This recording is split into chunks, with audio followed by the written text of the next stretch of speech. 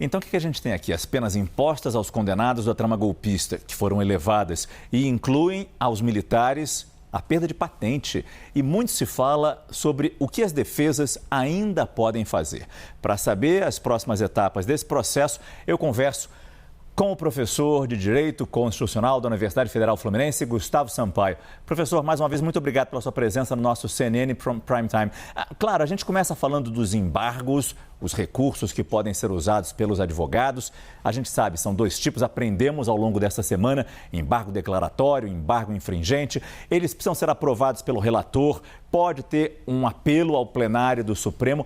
Eu pergunto, professor, o quanto isso posterga o início do cumprimento de pena ou até mesmo pode mudar as penas, pode mudar as condenações. Boa noite, professor Gustavo. Boa noite, Márcio. Boa noite a todos que nos acompanham. Possibilidade, Márcio, sendo muito franco, de alterar o resultado do julgamento ao longo de toda essa escala recursal, muitíssimo pequena, mas retardar o trânsito em julgado da decisão condenatória, isso sim, isso certamente ocorrerá. Porque, como você disse bem, Márcio, e também Jussara Soares e Caio Junqueira, nós temos recursos de embargos de declaração possibilitados e de embargos infringentes. Mas, note, os embargos de declaração, eles não têm nenhum efeito modificativo do conteúdo do que foi decidido. Aliás, a finalidade dos embargos de declaração sequer é a de modificar o conteúdo do julgamento. Os embargos aclaratórios, eles se destinam a sanar uma eventual obscuridade, uma contradição no julgamento, ou até mesmo, Márcio, a colmatar uma lacuna existente na fundamentação, no dispositivo da decisão judicial. Então, os embargos de declaração não têm o objetivo, nem podem ter o objetivo de mudar o conteúdo julgado. Pode acontecer, Márcio, contudo, de excepcionalissimamente, e por isso eu estou pondo no superlativo, que quando o órgão judicial se depara com um profundo, um tremendo erro judiciário na decisão, então ele concede aquilo que se chama de efeitos infringentes, não estou falando de embargos infringentes, ele concede os efeitos infringentes nos embargos declaratórios, modificando o conteúdo da decisão. Percentual de ocorrência desse tipo de resultado próximo de zero. Bom, mas os embargos de declaração, para terminar de te responder, eles suspendem o prazo dos outros recursos. Por quê? Se os outros recursos para mudar a decisão são interponíveis a partir de uma decisão judicial, essa decisão judicial tem que ter sido esclarecida ou não para caberem os outros recursos. Então, depois dos embargos de declaração, vem os embargos infringentes, como você notou bem, esses sim com o potencial, em tese, de mudar o julgamento. Não que eu acredite que isso ocorra. Por quê? Porque como nós só tivemos um voto de divergência na turma e a jurisprudência do Supremo entende que a dissidência para ensejar embargos deve ser qualificada, ou seja, há que ter 2 votos dos 5 ministros da turma, quando os embargos forem dirigidos ao relator, certamente o relator vai negar seguimento. Não é que ele terá julgado o mérito, ele dirá, os embargos não são cabíveis. Disso, a defesa terá agravo para questionar a inadmissão dos embargos. Se o agravo for provido, então os embargos infringentes seguirão para o plenário para julgar o mérito da decisão já julgada. Mas a chance de modificação do conteúdo decidido muito pequena. E aí, por isso, por causa de todas essas possibilidades, prever ou dizer, calcular o início do cumprimento de pena para todos os condenados, fica difícil neste momento, pelo menos.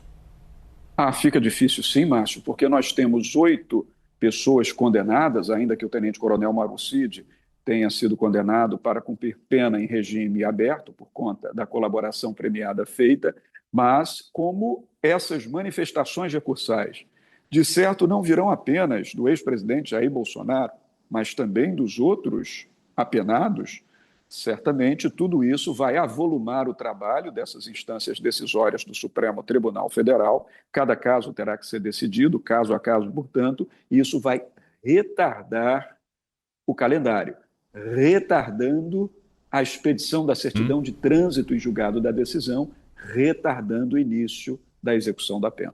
As defesas, professor, dizem que vão apelar a tribunais internacionais. isso pode trazer algum resultado, além da narrativa política? A gente sabe que isso sempre entra nesse contexto da narrativa política, de mandar esse resultado e denunciar algo que tem acontecido no Supremo Tribunal Federal. O que mais pode acontecer nessa, digamos, apelação a tribunais internacionais? No máximo que pode acontecer, e também acho que a chance não é grande, Márcio, é de o Estado Nacional Brasileiro, como pessoa jurídica de direito internacional público, portanto, nem o Poder Judiciário, nem o Supremo Tribunal, nem o ministro Alexandre de Moraes, nem a primeira turma do Supremo, mas o Estado Nacional Brasileiro, e eu estou te respondendo em tese, ser condenado por uma violação de direito humano ou uma violação do devido processo legal. Repito, acho que isso não vai acontecer. O Tribunal Internacional não vai acolher essa tese. Esse acurso ao Tribunal Internacional é mais um brado político da defesa para produzir uma repercussão política, e certamente isso ocorrerá. Por quê? Porque Tribunal Internacional não é tribunal da soberania brasileira. Soberania é grau máximo de poder. E a soberania do Brasil se exerce através dos poderes executivo, legislativo e judiciário do Brasil. Então, por exemplo, a Corte Interamericana de Direitos Humanos, com base no Pacto de São José da Costa Rica, se provocada, ela não tem autoridade para modificar a decisão do Supremo Tribunal Federal. Ela pode, no máximo, julgar o Estado Nacional brasileiro pelo seu comportamento à luz da Convenção Interamericana de Direitos Humanos. Já fez isso no passado, por exemplo, condenando o Chile pelas torturas cometidas durante o regime atroz do general Pinochet, condenou a Argentina pelas torturas, mortes e desaparecimentos no tempo da ditadura da Guerra Suja, condenou, por exemplo, o Brasil em algumas oportunidades, mas modificar decisão judicial, isso está fora do alcance dos tribunais internacionais, Márcio. Uma outra dúvida é onde esses condenados vão cumprir pena. Acabamos de ouvir a Jussara Soares dizendo que alguns aliados de Jair Bolsonaro acreditam que, por causa das condições de saúde do ex-presidente, ele permaneceria em prisão domiciliar. Mas sabemos que ele foi condenado em regime fechado. Não estar na lei um local definido depois de uma condenação é um problema, professor?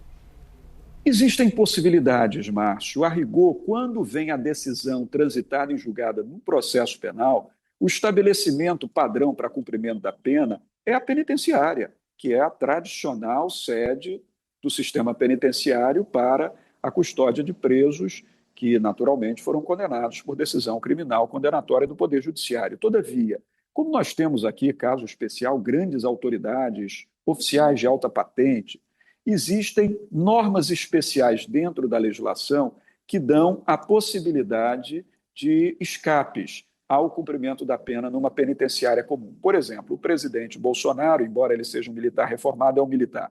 Os outros condenados, general Augusto Heleno, general Paulo Sérgio Nogueira, almirante de esquadra Almir Garnier, são oficiais de altíssima patente. O Estatuto dos Militares estabelece que essas prisões poderão ser cumpridas dentro do estabelecimento militar, sobretudo quando se trata de risco para a vida daquela pessoa. Eu te dou um exemplo do lugar comum, para não falar apenas de altas autoridades. Quando um policial militar, de baixa graduação que seja, é condenado pela justiça criminal, ele não cumpre pena numa cela, numa penitenciária comum, senão ele perde a vida ou tem a sua integridade física comprometida. Então, as normas especiais prevêem refúgios dentro do sistema carcerário para esse fim.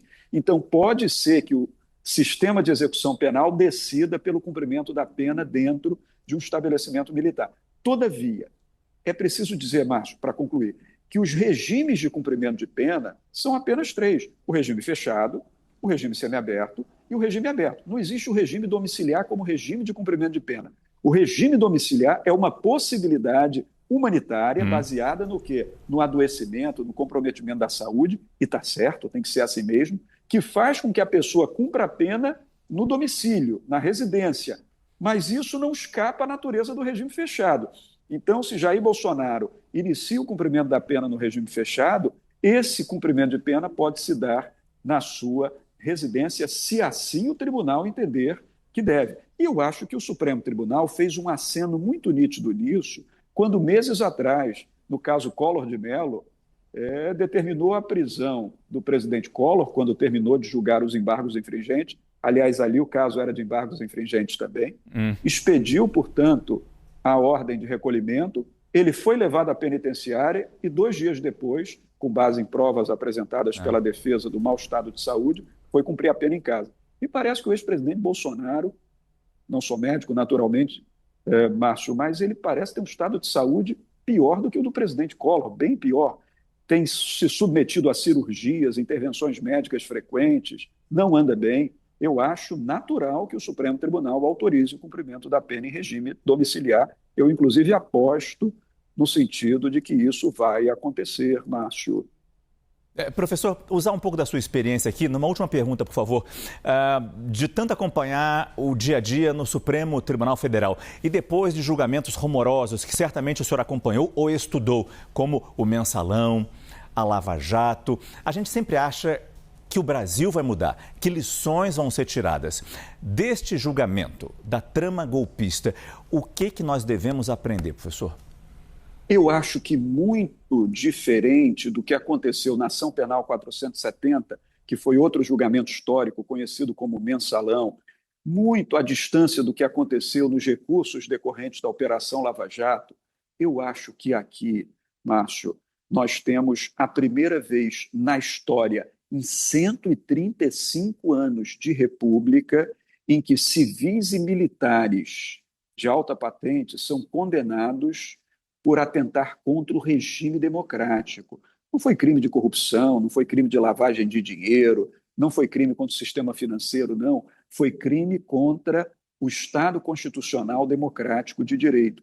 Não há precedente na história, em 135 anos de república. E também a lei é recente, a Lei 14.197, que fixa os crimes contra o Estado de direito, ironicamente, na história, promulgada e sancionada pelo próprio presidente Bolsonaro, a lei que substituiu a antiga Lei de Segurança Nacional, a 7.170. Essa lei levou às condenações diante dos fatos submetidos ao tribunal. Então, do ponto de vista do conteúdo simbólico da decisão judicial, o de que agir contra a democracia, ao contrário do que aconteceu em inúmeras oportunidades no passado, traz a resposta do sistema de justiça criminal e faz não valer a pena. Então, me parece que, a despeito de agora vir ou não anistia pelo Congresso Nacional, vir ou não um projeto de lei reduzindo o limite das penas, independentemente da providência legislativa que se tomar, o efeito simbólico da decisão judicial já está estabelecido. Não se pode atentar contra o regime democrático. Esse é o valor maior do constitucionalismo da nova república no Brasil e precisa ser preservado. Eu conversei com Gustavo Sampaio, professor de Direito Constitucional da Universidade Federal Fluminense, a nossa querida UF. Muito obrigado, professor. Boa noite mais uma vez. Também para você, Márcio. Boa noite, bom jornal.